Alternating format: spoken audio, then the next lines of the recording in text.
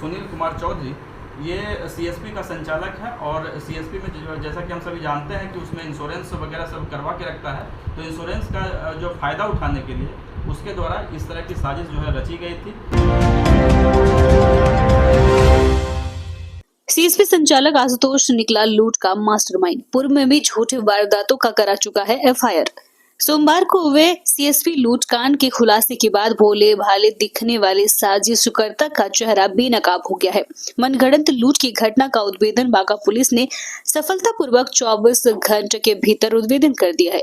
अनुसंधान के क्रम में पुलिस के समक्ष कई चौंकाने वाले तथ्य सामने आए, जिसमें मालूम हुआ कि मुख्य षड्यंत्रकारी सह सीएसपी सुपरवाइजर पलार गांव निवासी कृष्ण मंडल, जो कि वादी सुनील चौधरी का भगीना है, वह कुल 34 अलग अलग सीएसपी विभिन्न जगहों पर सुपरवाइजर के रूप में संचालित करवा रहा है। वह अपने करीबी रिश्तेदार सीएसपी संचालक आशुतोष आनंद मात्र 24 वर्ष के साथ ही सीएसपी की रकम की बीमा कवर होने का फायदा उठाने के लिए लगातार कुछ नियमित अंतराल पर ऐसे झूठ के लूटकांड का प्राथमिकी दर्ज कराता रहा है।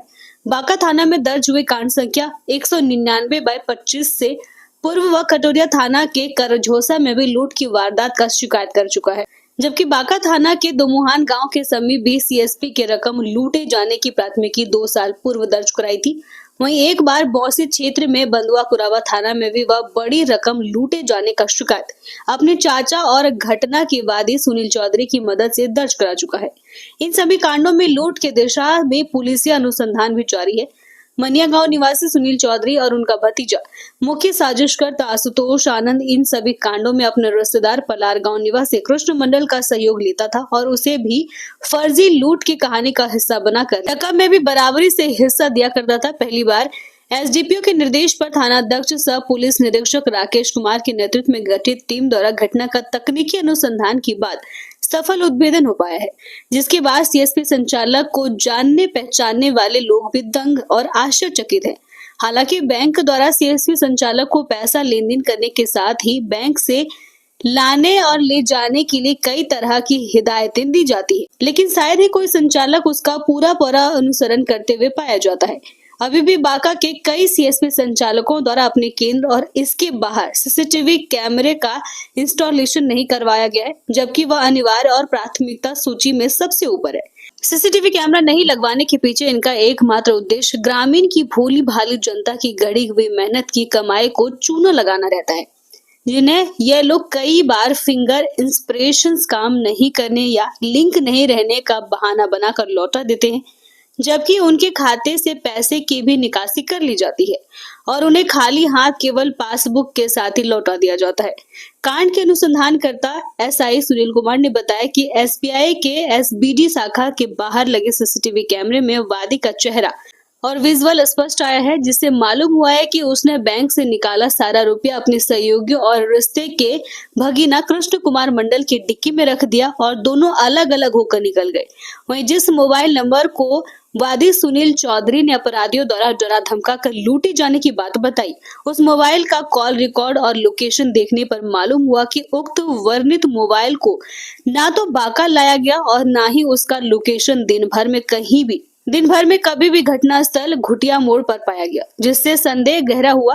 फिर वादी से कड़ाई से पूछताछ करने पर बताया कि उसने मोबाइल को घर में ही छोड़ दिया था और पुलिस को झूठी मनगढ़ंत लूट की कहानी सुनाई, जो तीनों ने मिलकर पहले ही रच लिया था। फुटेज की जांच की गई तो पता चला कि जो एसबीआई एडीबी ब्रांच से जो वादी के द्वारा जो पैसे निकाले गए थे, उसके द्वारा जब पैसे निकाल करके वो जब बाहर आया तो एक दूसरे व्यक्ति को कॉल करके बुलाया गया और जब दूसरा व्यक्ति कृष्णा मंडल जो उसका रिश्ते में भगीना लगता था वो आया, फिर उसकी डिक्की में उसमें सारा पैसा उसने डाल दिया।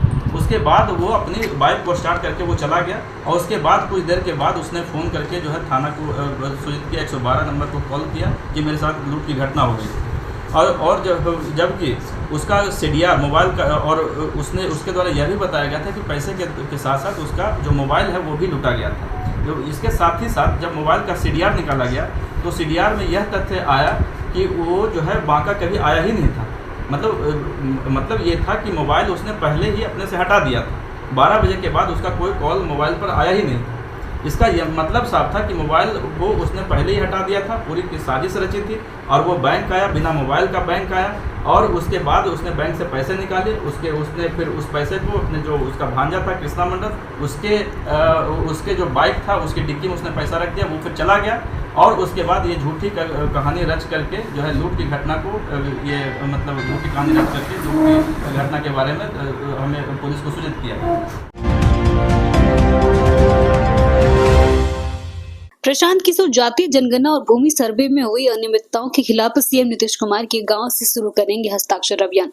जिलाध्यक्ष ने कहा, करेंगे राज्यव्यापी आंदोलन। जन स्वराज के सूत्रधार प्रशांत किशोर 11 मई को मुख्यमंत्री नीतीश कुमार के गांव कल्याण बिघा में जातीय जनगणना और भूमि सर्वे में हुई अनियमितताओं के खिलाफ हस्ताक्षर अभियान की शुरुआत करेंगे। इसको लेकर जन स्वराज पार्टी की बांका जिला इकाई ने आज एक प्रेस कॉन्फ्रेंस का आयोजन किया। जन स्वराज के बांका जिलाध्यक्ष रविश कुमार ने प्रेस वार्ता को संबोधित करते हुए कहा कि 11 मई से जन स्वराज के कार्यकर्ता 40,000 से अधिक गांवों में जाएंगे और 2 महीने में इन 3 वर्षों पर 1 करोड़ से अधिक लोगों का हस्ताक्षर लेकर 11 जुलाई को मुख्यमंत्री और राज्यपाल से मिलकर ज्ञापन देंगे।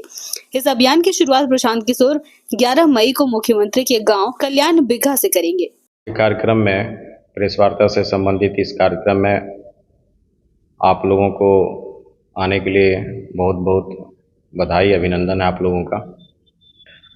आज की इस प्रेस वार्ता का मुख्य उद्देश्य 11 मई को जन स्वराज के सूत्रधार माननीय प्रशांत किशोर जी के द्वारा माननीय मुख्यमंत्री जी के गांव कल्याण बिघा से भूमि सर्वे और जातिगत जनगणना में हुए अनियमितता के खिलाफ एक हस्ताक्षर अभियान चलाया जाएगा, जिसमें 1 करोड़ लोगों को हस्ताक्षर करके, जो कि पूरे बिहार में चलेगा, माननीय राज्यपाल महोदय को दिया जाएगा, माननीय मुख्यमंत्री जी को दिया जाएगा। और इसके निवारण में अगर ससमय कार्य नहीं हुआ तो हम लोग जन स्वराज पार्टी, उसके कार्यकर्ता समर्थक बिहार विधानसभा के अंतिम सत्र में उसका घेराव करेंगे।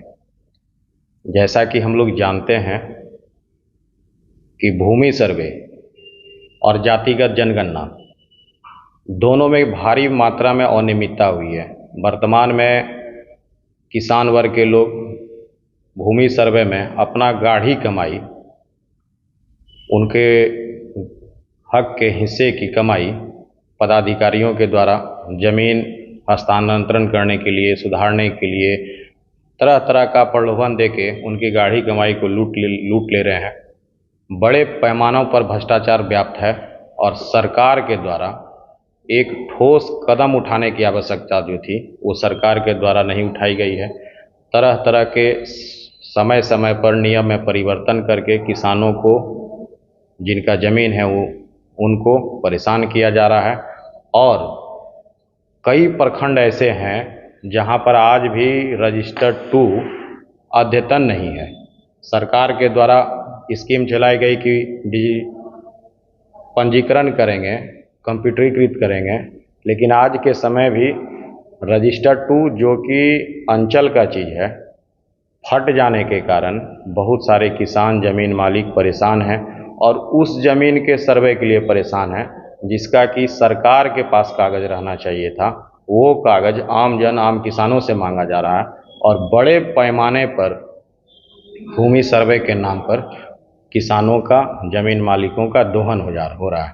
तो इसी को लेके हम लोग कार्यक्रम चला रहे हैं, हस्ताक्षर अभियान चला रहे हैं। 11 मई को उसका शुभारंभ जो है हम लोगों के जन स्वराज पार्टी के माननीय सूत्रधार प्रशांत किशोर जी के द्वारा किया जाएगा। और जातिगत जनगणना भी एक बहुत बड़ी मुद्दा है। माननीय मुख्यमंत्री जी के द्वारा श्रेय लिया जाता है कि जातिगत जनगणना कराएं, लेकिन जिस उद्देश्य के लिए जातिगत जनगणना कराया गया, जिस उद्देश्य की पूर्ति के लिए इसको लोग आगे लाए, श्रेय लिया, उस उद्देश्य की पूर्ति से कोसों दूर सिर्फ इन लोगों को ठंडे बस्ते में डाल दिया गया। जबकि जातिगत जनगणना का आधार और क्षेत्र, उसका क्रियान्वयन बृहद पैमाना पर होना चाहिए था। जातिगत जनगणना के आधार पर जो समाज के वैसे व्यक्ति जो आर्थिक रूप से निचले स्तर पर हैं, उनको उठाने का काम होना चाहिए था।